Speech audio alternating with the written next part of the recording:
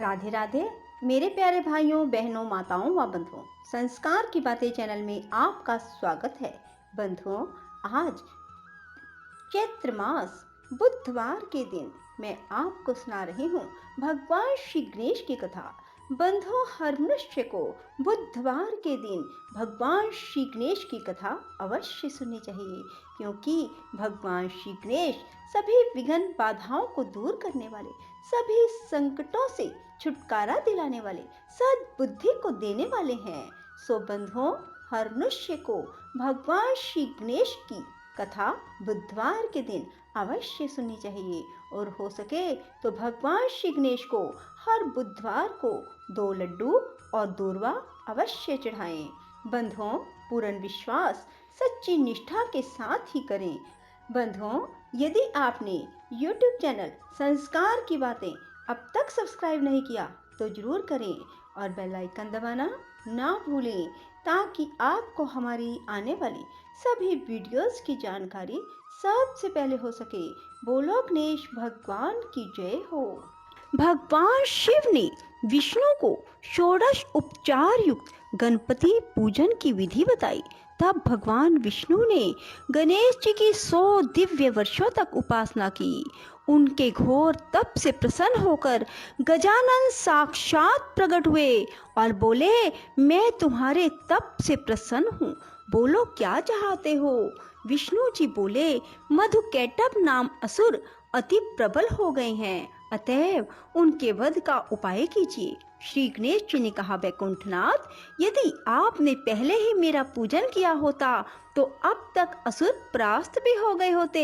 विष्णु जी बोले, गजानन, मुझे आपका प्रभाव विदित नहीं था, अब आप वही कीजिए जिससे मैं उन असुरों का वध करने में सफल हो सकूं। हे नाथ, इसके साथ ही मुझे अपनी अनन्य एवं दुर्लभ भक्ति भी प्रदान करें। भगवान विष्णु की प्रार्थना सुनकर गजानन ने कहा, ऐसा ही होगा रमानाथ, आपके हाथ उन असुरों का अति शीघ्र वध होगा। इससे चतुरानन का भय भी दूर हो जाएगा और आपको महान यश की प्राप्ति होगी। हे विष्णु, अब आपके कार्य में कोई विघ्न नहीं आएगा। वर देकर भगवान गजानन अंतर ध्यान हो गए और भगवान विष्णु वहां से लौटकर अपने स्थान पर पहुंचे, जहां उन्होंने दोनों असुरों को युद्ध के लिए तैयार देखा। त्रिलोकी नाथ को वहां आया देखकर उनकी ओर झपटते हुए वे असुर बोले, तुम बड़े डरपोक हो। विष्णु जी हंसे और उन्होंने युद्ध करके शीघ्र ही मधुकैटभ का वध कर दिया। जहां उन्होंने भगवान गजानन की आराधना की थी, वह स्थान सिद्ध क्षेत्र के नाम से प्रसिद्ध हो गया।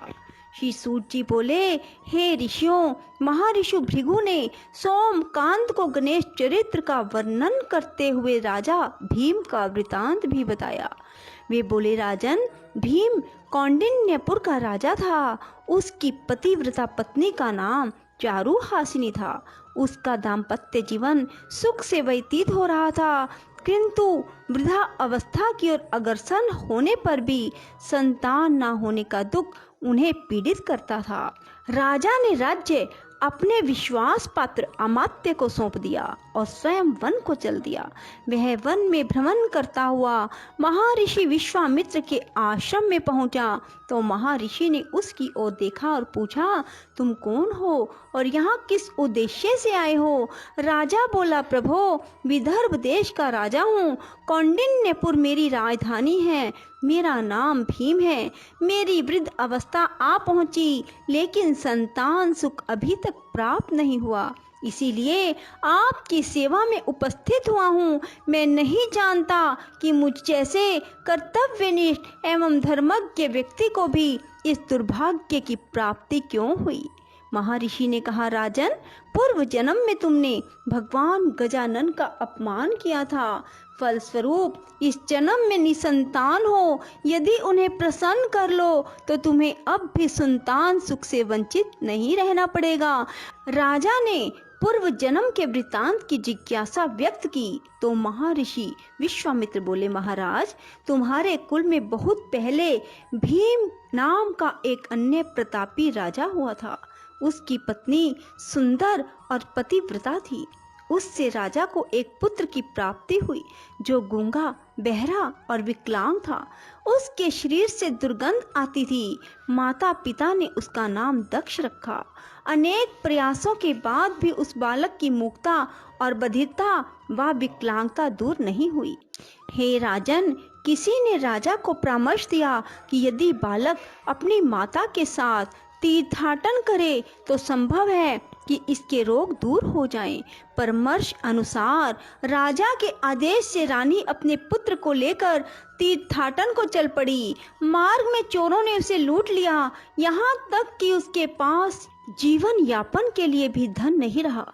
तब उसने एक शिव मंदिर में शरण ली और बालक को वहीं छोड़कर भिक्षा मांगने हेतु एक गांव में गई। पीछे से उस मंदिर में एक धर्मज्ञ ब्राह्मण आया। उसके शरीर के स्पर्श मात्र से वह बालक निरोगी हो गया। रानी शिवालय में लौटी तो अपने पुत्र को सुंदर और निरोगी देखकर बड़ी प्रसन्न हुई।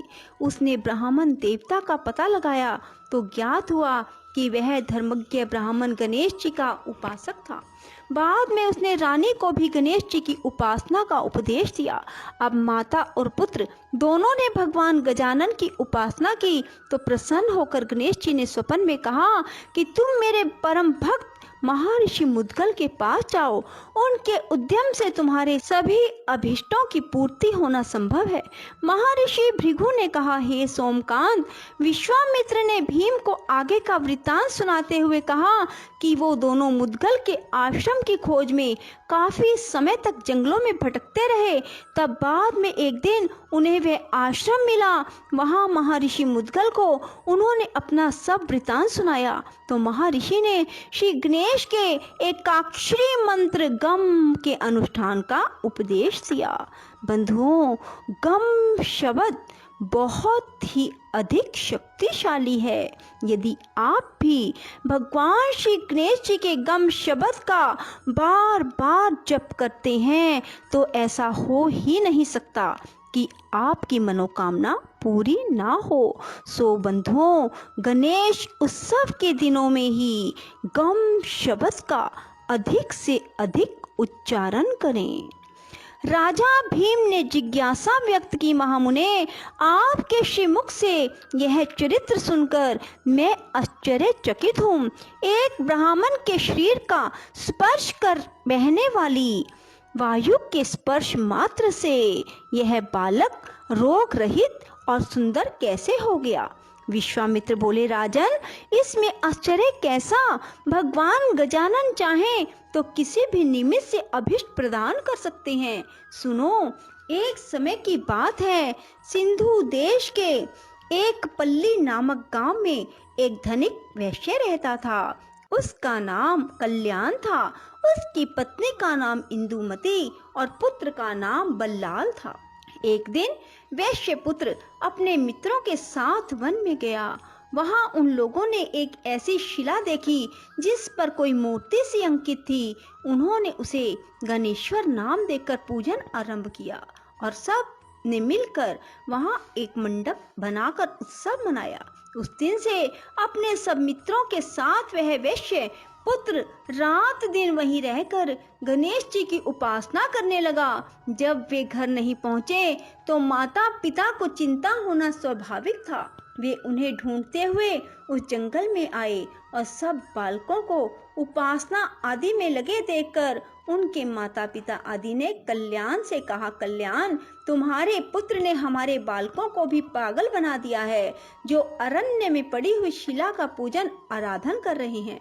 इसलिए तुम अपने पुत्र को रोको, अन्यथा हमें उसके साथ कठोरता का व्यवहार करना पड़ेगा। यह सुनकर कल्याण ने उस मंडप को गिरा दिया और अपने पुत्र को मारने लगा। उसने उस गणेश शिला को उठाकर दूर फेंका और सब बालकों को वहां से भगा दिया। महर्षि विश्वामित्र बोले, हे राजन, इससे वैश्य पुत्र बल्लाल को मानसिक पीड़ा हुई।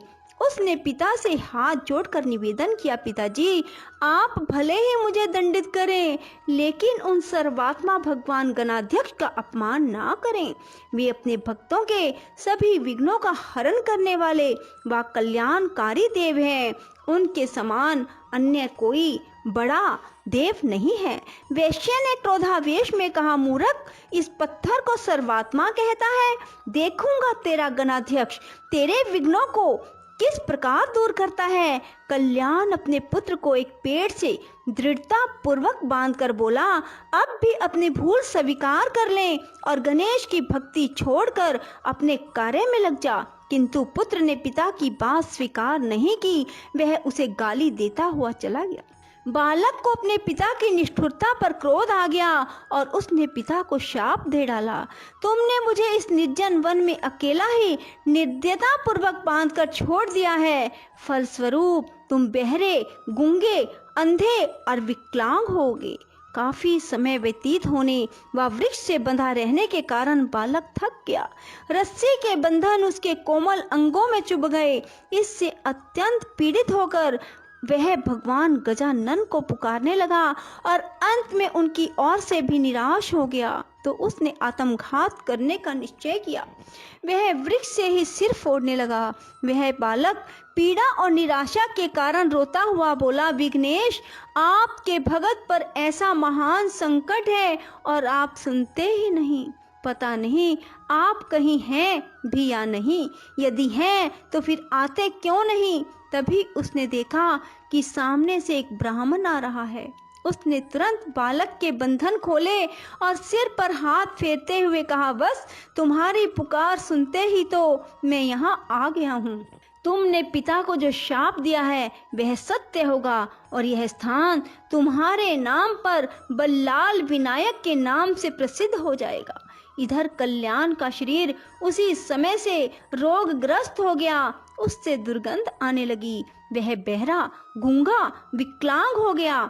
उसकी दशा देखकर पत्नी को बहुत दुख हुआ।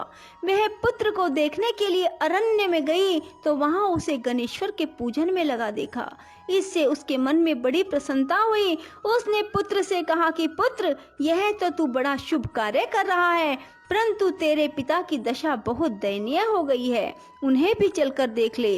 वत्स, माता पिता की आज्ञा मानना भी पुत्र का परम कर्तव्य है। बल्लाल ने उसी प्रकार शांति पूर्वक बैठे रहकर कहा, माता, संसारिक माता पिता तो अनित्य हैं, यथार्थ माता पिता तो भगवान गणेश्वर ही हैं, जिनकी मैंने शरण ली है। इन्हीं भगवान का निरादर करने के कारण पिताजी की ऐसी दशा प्राप्त हुई है। पिताजी को ऐसी दशा प्राप्त हुई है। उनकी सेवा करना तुम्हारा भी तो कर्तव्य है, क्योंकि पत्नी के लिए पति की सेवा ही सर्वोपरि है। माता ने कहा, पुत्र, अपने जन्मदाता पिता को शाप से विमुक्त कर दो। मैं तुमसे विनय करती हूँ। यह सुनकर बल्लाल ने कहा, माता, मैं तो अब कुछ भी नहीं कर सकता। अगले जन्म में तुम एक राजा की महारानी बनोगी, किंतु तुम्हारा पुत्र गूंगा, बहरा, विकलांग और दुर्गंध युक्त होगा। उसके कारण तुम्हारा पति उस पुत्र के साथ तुम्हें भी घर से निकाल देगा। फिर एक शिवालय में एक गणपति भगत ब्राह्मण के स्पर्श से तुम्हारे दक्ष नामक पुत्र का शरीर निरोग और सुंदर हो जाएगा। हे राजन, यह समस्त घटना चक्र उसी वाणी के अनुसार घटित हुआ था। बोलो श्री गणेश जी भगवान की जय। राधे राधे। जय श्री कृष्णा। बंधुओं, यदि आपको हमारी वीडियो पसंद आए तो इसे लाइक करें और शेयर भी जरूर करें। धन्यवाद।